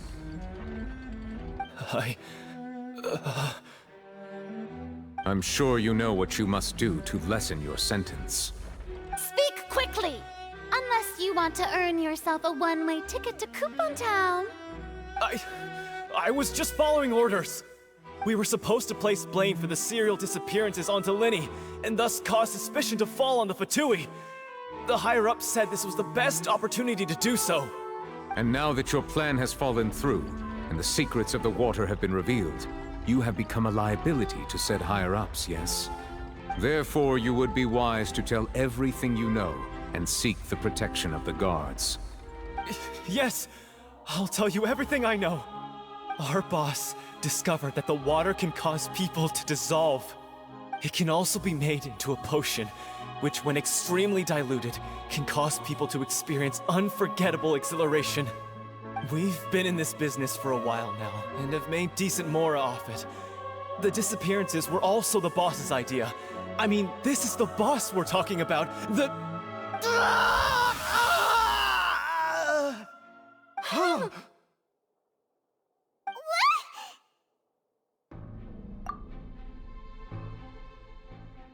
And now he can no longer talk. Such ruthlessness. I shouldn't have expected any less of them. An outrageous act. All present, please submit to inspection immediately.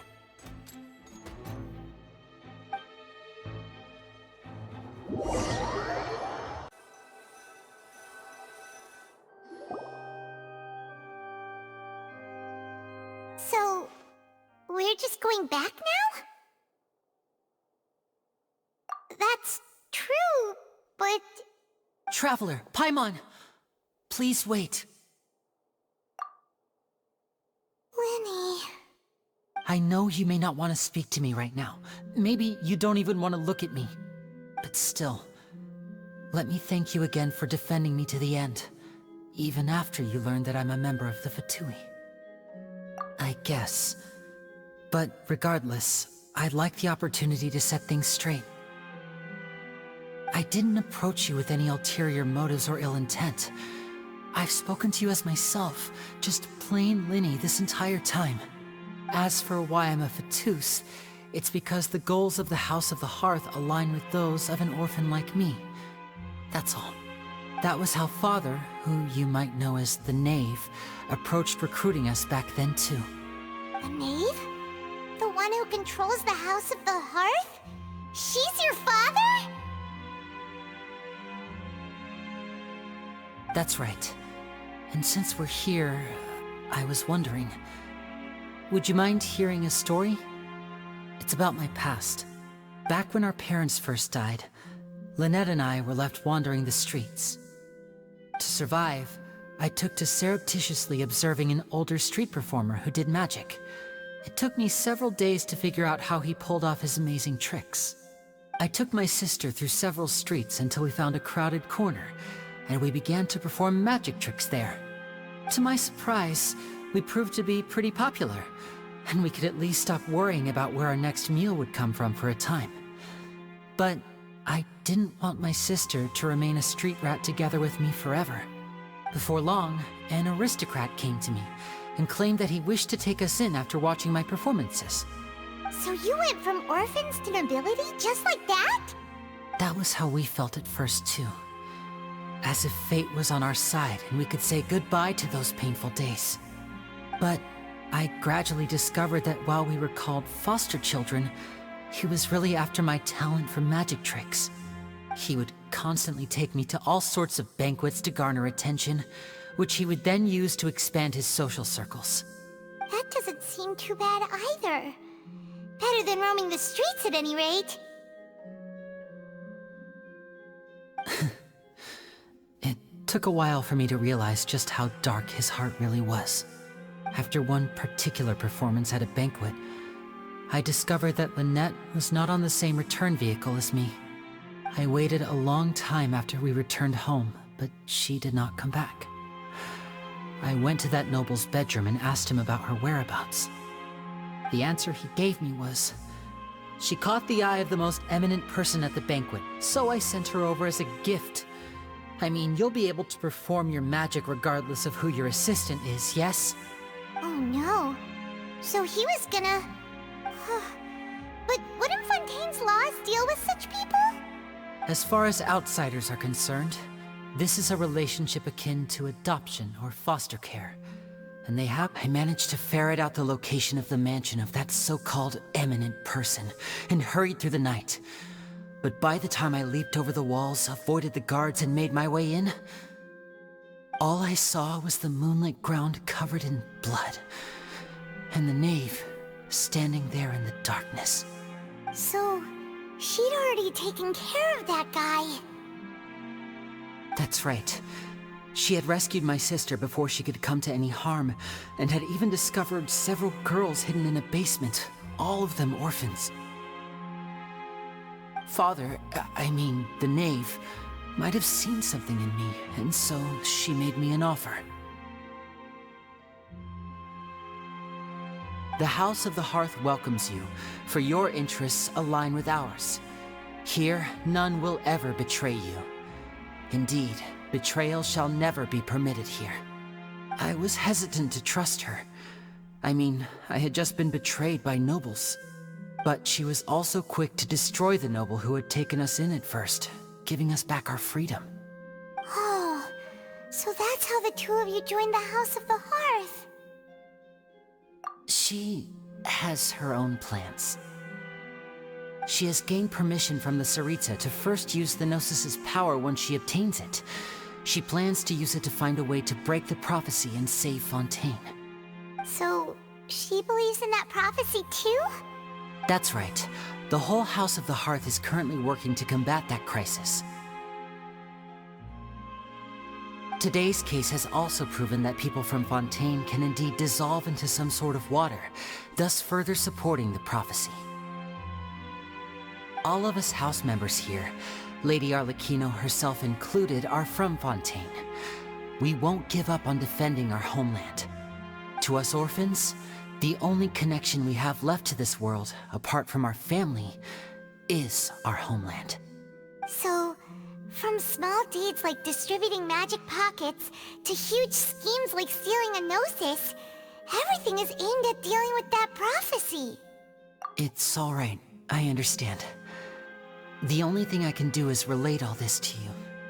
I just hope you can understand that even as a member of the House, I have never stopped making my own decisions, and that I believe what I'm doing is right.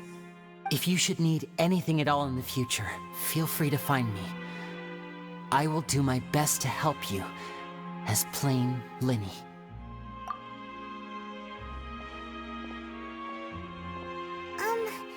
Bye, Linny!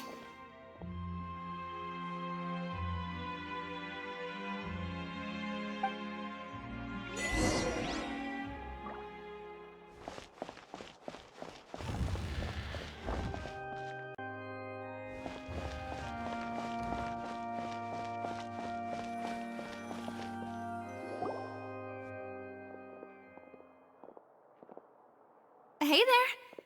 What was with the disappearing act you pulled right as the trial ended? Were you looking for us, Navia? Well, this whole thing isn't exactly over, is it? I do feel that we're getting closer to solving the serial disappearances case, though. Don't you think so, too? Huh? What's wrong, my dear partner? Besides, are you sure we're the ones who can crack a case that's been cold for decades now? And given that there's new evidence from the trial, there should be a trail of breadcrumbs for the Hydro Archon's people to follow now, right? Ah. I see. Well, I won't lie. I'm a little shocked to hear that from you. But I suppose you are just travelers who have only arrived in Fontaine after all. Sorry. I might have been too presumptuous. Don't say that, Navia. Ah, and we were having so much fun investigating with you, too. It was like having new waters flowing into a stagnant mire, causing new hope to spring forth, and the reflection in the murk to become clearer.